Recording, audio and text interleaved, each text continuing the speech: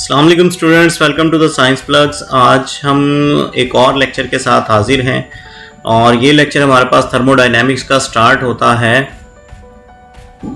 Zeroth law of thermodynamics यानी law हम यहाँ पे यूज़ करने लगे हैं थर्मोडायनेमिक्स के। तो जीरोथ लॉ क्या है? The thermal equilibrium set in two system in contact and third system also got equilibrium with two, then it is called thermodynamics. यानी ये डायग्राम से आप देखें, इसमें से आप कोई सा भी दो सिस्टम ले लें, जैसे ए और बी। पहले हमने ए और बी को जोड़ा और फिर ये दोनों क्या हुआ, थर्मल इक्विलिब्रियम में आ गए और कुछ देर के बाद इनके साथ सी भी जोड़ दिया और सी भी क्या हुआ कि उसने हीट एक्सचेंज की इनके साथ और वो तीनों सिस्टम इक्विलिब्रियम में आ गए। तो इसको कहते हैं जीरोथ लॉ ऑफ थर्मोडायनेमिक्स। अब इसका फायदा क्या है? It gives the information about the temperature difference. असल में जो ये है टेम्परेचर डिफरेंस को ही डिफाइन करता है हमारे पास। It is also provide the information about the thermal equilibrium and temperature comparison. तो आपको पता लगा कि ये कितना इंपॉर्टेंट है टेम्परेचर कंपैरिजन के लिए, तो इसलिए इसको जरा याद रखिएगा। इसकी ज्यादातर डेफिनेशंस ही पेपर में ज्यादा आती हैं और ऑब्जेक्टिव के तौर पे आती हैं। First law of thermodynamics, heat can converted into other form of energy while total energy kept constant. अब फर्स्ट लॉ क्या है कि हम ये हीट सिस्टम को देते हैं और ये कन्वर्ट हो जाती है इंटरनल एनर्जी प्लस वर्क में।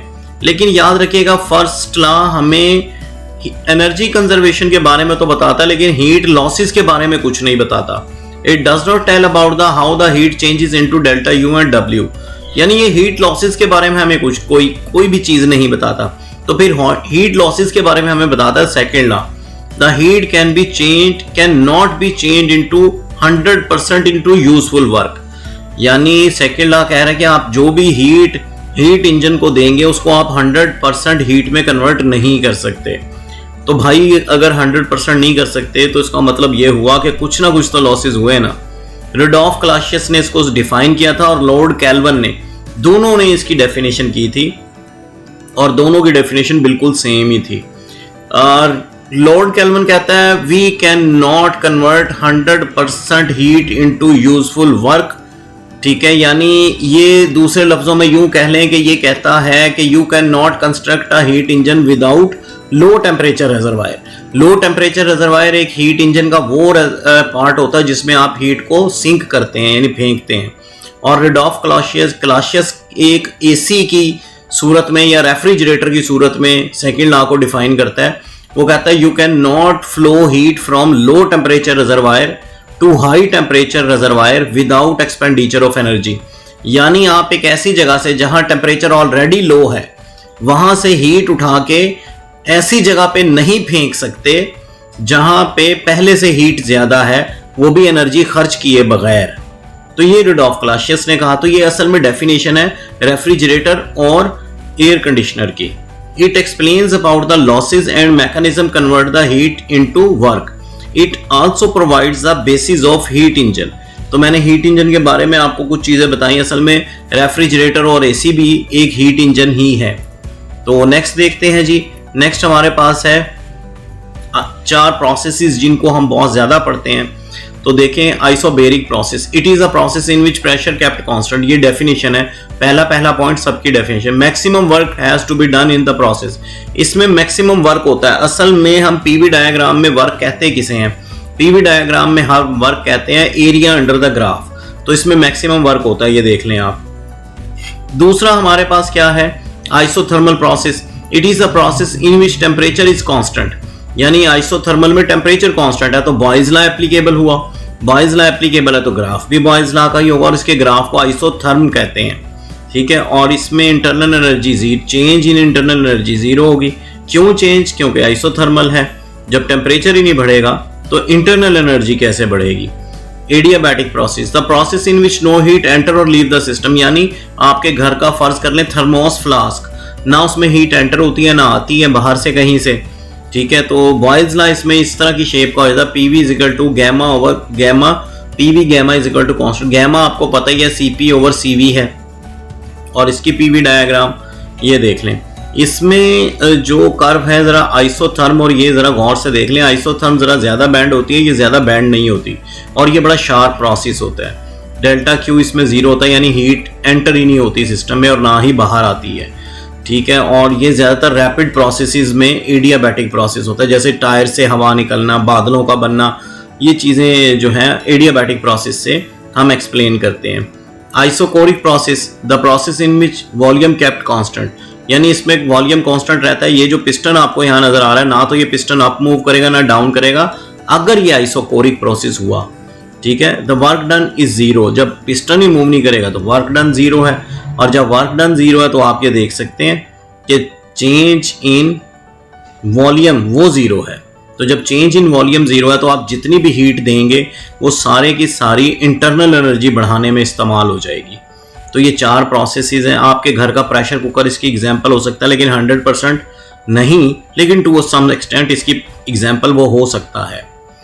नेक्स्ट देखते हैं जी हमारे पास, ठीक है, हीट इंजन है। अब हीट इंजन के बारे में, device which convert the heat energy into mechanical energy. Construction क्या है कि इसमें मैंने आपको बताया heat engine consist of high temperature reservoir called source and low temperature reservoir जिसको कहते हैं सिंक, और एक वर्किंग सब्सटेंस। जैसे ये हाई टेम्परेचर रिजर्वायर से ये हीट गेन करता है, उसका कुछ पार्ट कन्वर्ट करता है किसमें, वर्क में, और बाकी सारी हीट जो है वो लो टेम्परेचर रिजर्वायर को फेंक देता है। यानी लो टेम्परेचर रिजर्वायर वो पार्ट है जिसमें हीट को सिंक करना है हमने, जहां पे हीट लॉस होती है। तो आप ये देख सकते हैं, heat engine takes the heat from high temperature reservoir, convert the part of it into useful work and reject the remaining heat to the low temperature reservoir. A heat engine works in the cyclic manner to provide the continuous supply of work. अब इसका मैं आपको एक example दिखाता हूँ। ये देखें, ये एक स्टीम इंजन है और ये फर्ज कर लें एक ट्रेन का टायर है। तो ये आप देख सकते हैं स्टीम इंजन कैसे वर्क कर रहा है, और ये ट्रेन तक को ड्राइव करने में इस्तेमाल हो जाता है। तो थर्मल इंजन पहले ब्रिटिश दौर में इस्तेमाल होते थे, अब तो डीजल इंजन ज़्यादा इस्तेमाल होते हैं और या इलेक्ट्रिक इंजन इस्तेमाल होते हैं। अब थर्मल इंजन क्योंकि इनकी एफिशिएंसी बहुत ही लो हुआ करती थी तो इसलिए ये ऑब्सोल्यूट हो गए हैं, लेकिन इनकी वर्किंग मैंने आपको दिखा दी। और स्टीम की आप पावर चेक करें कि कितनी ज़्यादा पावर है, इतने बड़ी ट्रेन को खींच के ले जाता है ये, ठीक है, इसकी पावर जनरेट करके। तो नेक्स्ट देखते हैं जी। इसी तरह हमारे पास एक आइडियल इंजन है, कार्नेट इंजन। सादी कार्नेट ने 1840 में इसको बनाया था। सादी कार्नेट ने 1840 में इसको बनाया था, और ये एक आइडियल इंजन है। तो फिर बनाया क्यों? अगर आइडियल इंजन है तो सोचे बनाया क्यों। असल में किसी भी इंजन की एफिशिएंसी कार्नेट इंजन से ज्यादा नहीं हो सकती, इसकी हाईएस्ट एफिशिएंसी होती है। और ये साइक्लिक प्रोसेस में ऑपरेट होता है, इसके 4 साइकिल होते हैं, उसको भी हम डिस्कस कर लेते हैं। It is independent of working substance, यानी इसके अंदर इंजन के अंदर क्या वर्किंग, कौन सी गैस है कौन सी नहीं है, ये इस पर डिपेंड नहीं करता। इसकी एफिशिएंसी 100% हो सकती है अगर लो टेम्परेचर रिजर्वायर का टेम्परेचर 0 केल्विन हो जाए। ये ओके नहीं है, ये 0 केल्विन है, ठीक है। No engine can have the more efficient than Carnot engine. भाई 100% से ज्यादा क्या एफिशिएंट होगा। वैसे ये याद रखिएगा, हाईएस्ट एफिशिएंसी बोलते हैं हम इसको हम ये नहीं बोलते कि इसकी जो एनर्जी है वो 100% है, हाईएस्ट बोलते हैं। अब ये वो 4 स्टेप है, जरा गौर से देखें, मैं आपको दिखा भी देता हूं इसके वो 4 स्टेप, ठीक है। पहला स्टेप क्या है, आइसोथर्मल एक्सपेंशन। हम इंजन को उठा के या ये सिलेंडर को उठा के एक ऐसे हाई टेम्परेचर सोर्स पे रखते हैं जो इसमें हीट ऐड करता है। ये देखें, ये हीट ऐड कर रहा है, और यहाँ पे ये Q इन, ये हीट ऐड हो रही है। तो ये आइसोथर्मल प्रोसेस है। तो ये देख लें, ये आइसोथर्म बन गई 1 से 2 तक। ये अब जब इसमें हीट ऐड हो गई तो एक्सपेंशन तो होगी ना वॉल्यूम की। ये वॉल्यूम की 1 से 2 तक एक्सपेंशन आपको नजर आ रही है। तो सेकंड प्रोसेस में आप देख सकते हैं कि इसको हम उठा के एक लकड़ी के टुकड़े, यानी एक आप कह दें कि इंसुलेटर पे रख देते हैं। अब इसके पास क्योंकि इसने हीट गेन की हुई थी यहाँ से, तो इसने हीट गेन की थी तो थोड़ा सा वॉल्यूम और इंक्रीज करेगा। ये देखें, ये 1 से 2 से 3 तक देखें, ये वॉल्यूम मजीद इंक्रीज कर रहा है एडियाबैटिकली। ये एडियाबैटिक एक्सपेंशन है और ये आइसोथर्मल एक्सपेंशन है। अब चौथे स्टेप में हम इसको क्या करेंगे कि हम इसको तीसरे स्टेप में हम क्या करेंगे, इसको उठा के सिंक पे यानी लो टेम्परेचर रिजर्वायर पे रखेंगे। तो लो टेम्परेचर रिजर्वायर जरा गौर करें, यहाँ से हीट खींच लेगा और ये देखिए Q आउट लिखा हुआ है यहाँ पे। ये हीट इसमें से निकाल ली। जब हीट निकाल ली तो गैस ठंडी हो जाएगी। गैस ठंडी हो जाएगी तो देखिए जरा 3 से 0.4 तक ये कॉन्ट्रैक्ट हो गई। और यहाँ गौर करें कि वॉल्यूम सुकड़ गया, ये वॉल्यूम सुकड़ गया, और इसे फिर दोबारा से उठा के हम क्या करेंगे, एक लकड़ी के टुकड़े यानी इंसुलेटर पर रख देंगे, क्योंकि गैस ऑलरेडी ठंडी थी। तो ये 4 से लेकर और ये 1 तक ये दोबारा सुकड़ जाएगी। तो आप जरा देखेंगे 4 स्टेप्स में हम जहां से नंबर 1 से चले थे नंबर 1 पर ही वापस पहुंच गए। तो ये एक आइडियल प्रोसेस हो गया ना। और ये देखें 1 2 3 4 पूरा लिखा हुआ भी है यहाँ पे, और ये चेंजेस भी मैंने टेम्परेचर की यहाँ पे लिखी है। अब इंजन की एफिशिएंसी हम निकालते हैं आउटपुट ओवर इनपुट इनटू 100। अब आउटपुट क्या है, वर्क। इनपुट क्या था, Q1 हीट इनटू 100।